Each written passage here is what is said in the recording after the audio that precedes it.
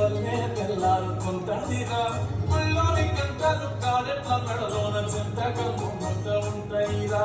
నాగలి పూజను పెట్టుకుంటే వస్తువులు చెయ్యేసినట్టేరా కొట్టు కోదా పక్కన ఉంటే కొండంత భాగం ఉన్నట్టురా చల్లగాలి మోసుకొచ్చేరా సేను సెలగల ముచ్చట్లు దారి పొడుగు చెట్ల కొమ్మరా రానుకున్న పూల సప్పట్లు